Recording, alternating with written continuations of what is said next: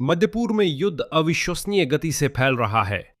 29 जुलाई की शाम को एक ड्रोन ने पहले ही मिस्र के डेमियता बंदरगाह में भूमध्य सागर पर 2 जहाजों को निशाना बनाया।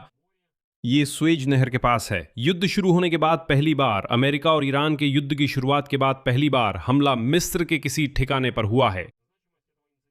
इस घटना का महत्व यह है कि यह उसी दिन हुआ जब सऊदी अरब ने पहली बार सार्वजनिक रूप से वॉशिंगटन के साथ मिलकर सैन्य हमलों में भाग लिया। और अमेरिका के उपराष्ट्रपति जेडी वेंस ने सऊदी अरब के रक्षा मंत्री से मुलाकात की, जिन्होंने आगे और तनाव न बढ़ाने की अपील की थी। लेकिन लगता है कि अब तनाव नियंत्रण से बाहर हो चुका है। संयुक्त राज्य अमेरिका ने 30 जुलाई की रात ईरान पर अपने हमले फिर से शुरू कर दिए। कुल मिलाकर इस एपिसोड में हम समझेंगे कि क्या हुआ। स्वेज नहर पर अब पश्चिम एशिया में संघर्ष कैसे बढ़ रहा है और विश्लेषक आगे किन संभावित परिदृश्यों पर चर्चा कर रहे हैं। और मैं साफ कह दूं, भविष्यवाणियां अच्छी नहीं हैं। मेरा नाम अलेक्सई पेची है। आइए इस विषय पर चर्चा करें। शुरू करने से पहले कृपया इस YouTube चैनल को सब्सक्राइब करें। इसमें 1 सेकंड लगेगा। हम 3 लाख सब्सक्राइबर के आंकड़े की ओर बढ़ रहे हैं, इसलिए आपकी हर एक सब्सक्रिप्शन के लिए मैं आभारी रहूंगा। तो चलिए सबसे पहले स्वेज नहर की घटना से शुरू करते हैं।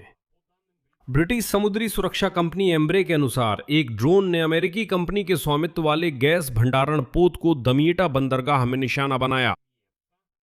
यह भूमध्य सागर पर स्थित एक तरलीकृत प्राकृतिक गैस टर्मिनल है, जो उस जगह के पास है जहां नहर भूमध्य सागर और लाल सागर को जोड़ती है।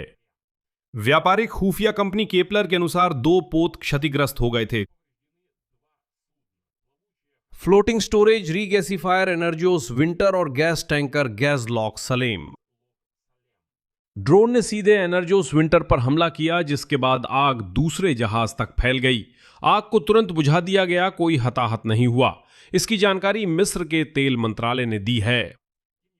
फिर भी ये युद्ध के वास्तविक विस्तार और पूरे क्षेत्र को पूरी तरह से ब्लॉक करने की कोशिश का संकेत है। यह रुकना और समझाना जरूरी है। संक्षेप में, ईरान हार्मुज जलडमरू मध्य को ब्लॉक कर रहा है, मतलब फारस की खाड़ी से बाहर जाने का रास्ता रोक रहा है। यमनी हुती बाब अल मंदेब जलडमरू मध्य को बंद कर रहे हैं, जो लाल सागर से निकलने वाले रास्तों में से एक है। इसी समय कोई व्यक्ति स्वेज नहर में टैंकरों पर हमला करता है, यानी लाल सागर से बाहर निकलने वाले दूसरे रास्ते पर। अगर इन सबको एक साथ जोड़ें तो यह सऊदी अरब से किसी भी तरह के निर्यात की पूरी संभावना को पूरी तरह से नष्ट करने की कोशिश है।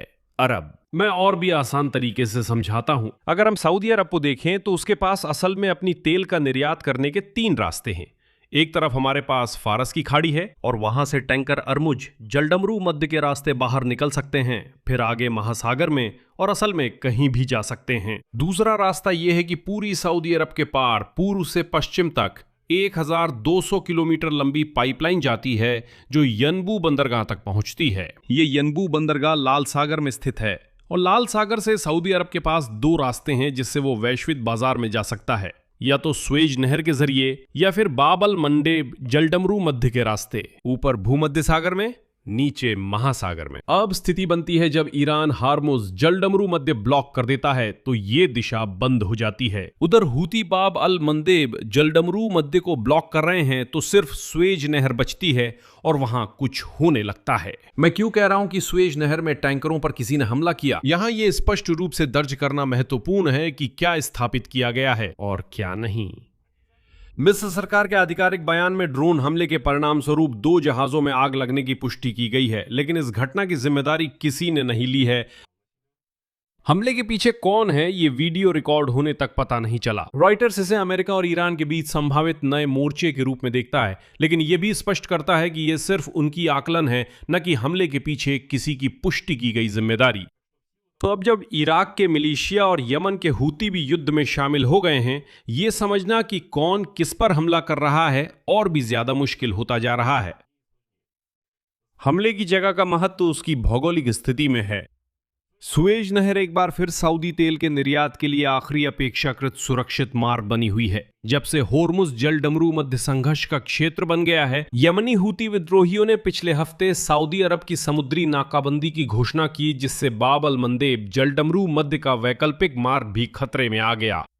अगर स्वेज नहर भी खतरे में पड़ जाती है तो रियाद के पास समुद्र के रास्ते तेल निर्यात के लिए लगभग कोई सुरक्षित मार्ग नहीं बचेगा। लगता है यही ईरान हासिल करने की कोशिश कर रहा है। अब आइए दिन की बड़ी तस्वीर की ओर बढ़ते हैं, क्योंकि मिस्र के दमियात में हुआ हमला मध्य पूर्व में संघर्ष के विस्तार की कई घटनाओं में से सिर्फ एक है। 29 जुलाई को सऊदी अरब पहली बार सार्वजनिक रूप से संयुक्त राज्य अमेरिका के साथ मिलकर सैन्य हमलों में शामिल हुआ। न्यूयॉर्क टाइम्स के अनुसार संयुक्त अमेरिकी सऊदी अभियान इराकी जन मिलिशिया बलों पर किया गया था, जो मुख्य रूप से शिया समूह हैं और ईरान द्वारा समर्थित हैं। वॉशिंगटन और रियाद ने कहा कि ये हमले इराकी क्षेत्र से सऊदी तेल प्रतिष्ठानों पर ड्रोन हमलों के जवाब में किए गए थे। न्यूयॉर्क टाइम्स द्वारा उद्धृत एक अमेरिकी अधिकारी के अनुसार लगभग 20 ईरानी, ध्यान दें इराकी नहीं बल्कि विशेष रूप से ईरानी सैन्य और तकनीकी सलाहकारों को मार दिया गया। इराकी पॉपुलर मोबिलाइजेशन फोर्सेस ने अपनी ठिकानों पर हमलों की पुष्टि की है और कम से कम 20 लड़ाकों के मारे जाने और 32 के घायल होने की सूचना दी है। इराक के प्रधानमंत्री अली अज़-ज़ैदी ने संयुक्त अमेरिकी सऊदी अभियान को अस्वीकार्य आक्रामकता बताया है। इस बीच ट्रंप ने फॉक्स न्यूज को दिए इंटरव्यू में कहा कि ये हमले इराकी सरकार की सहमति से किए गए थे। ये दो स्थितियां हैं, जैसा कि आप देख सकते हैं, जो एक दूसरे के बिल्कुल विपरीत हैं और यह स्पष्ट रूप से तय करना असंभव है कि क्या अभियान पर सहमति बनी थी या नहीं। लेकिन मैं ये कहना चाहूंगा कि यह सिर्फ इराक की तरफ से जनता को दिखाने के लिए किया गया एक नाटक भी हो सकता है। क्योंकि इराक के प्रधानमंत्री अज़-ज़ैदी को डोनाल्ड ट्रंप का समर्थन था और ट्रंप ने हाल ही में व्हाइट हाउस में उनकी मेजबानी भी की थी, इसलिए मैं उनके बयान पर संदेह करता हूं।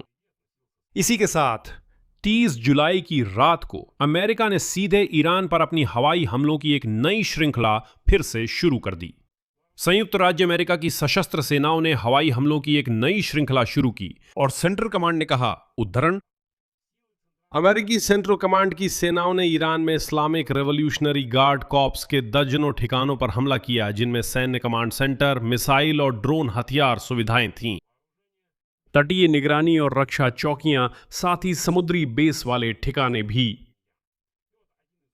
और इन्हीं हमलों में से एक ईरान के पश्चिमी अजरबैजान प्रांत के शहर परिन शहर पर हुआ। जानकारी के मुताबिक मिसाइल निर्जन इलाके में गिरी, कोई हताहत नहीं हुआ। और हमलों के फिर से शुरू होने का कारण इस्लामिक रिवोल्यूशनरी गार्ड कॉर्प्स द्वारा बुधवार की रात जॉर्डन में अमेरिकी सैन्य अड्डे पर बैलिस्टिक मिसाइलों से हमला करना बना। सेंट्रल कमांड ने कहा सभी मिसाइलें मार गिराईं और ट्रंप ने धमकी दी थी ईरान का कचूमर निकाल देंगे। ईरान की प्रतिक्रिया भी उसी तरह की थी। तेहरान ने 3 टैंकरों पर हमले की घोषणा की, जो उनके अनुसार बिना अनुमति के रास्ते से होकर होर्मुज जलडमरू मध्य से गुजरने की कोशिश कर रहे थे। इसी दौरान जहाज ट्रैकिंग के अनुसार उसी रात 11 जुलाई के बाद पहली बार कतर एनर्जी कंपनी के नियंत्रण वाला एक गैस टैंकर होर्मुज जलडमरू मध्य से होकर गुजरा। और फिर ईरान की अर्ध आधिकारिक एजेंसी फार्स ने इसके बाद बताया कि तेहरान ने कथित तौर पर इस गुजरने की अनुमति दी थी, जो ये दिखाता है कि ईरान का नियंत्रण जलडमरू मध्य पर पूरी तरह नहीं बल्कि चुनिंदा तौर पर बना हुआ है।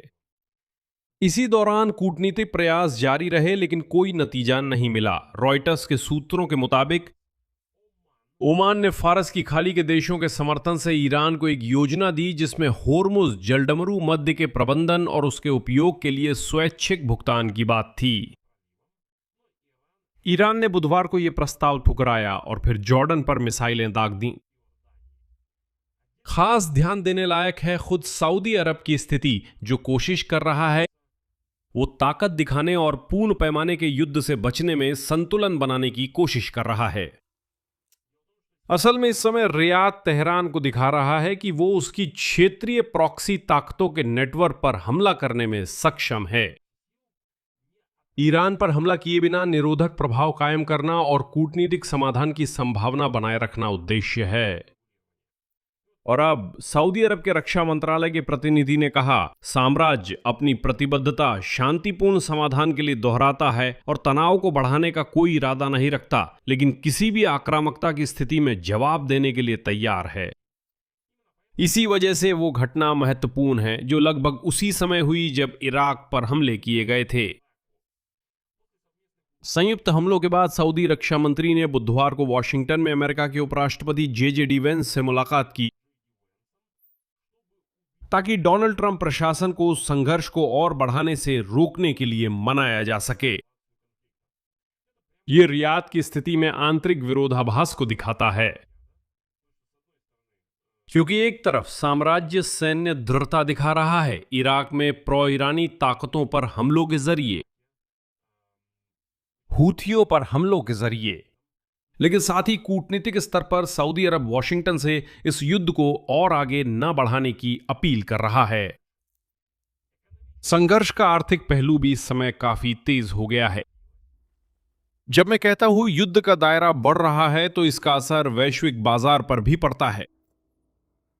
गुरुवार को ब्रेंट कच्चे तेल की कीमतें बढ़कर $92.21 प्रति बैरल तक पहुंच गईं और जैसा कि ब्लूमबर्ग लिखता है, निवेशक एस्केलेशन को लेकर चिंता और समाधान की उम्मीदों के बीच निवेशक असमंजस में थे, जिससे हार्मुज जलडमरू मध्य के जरिए नौवहन फिर से शुरू हो सकता है।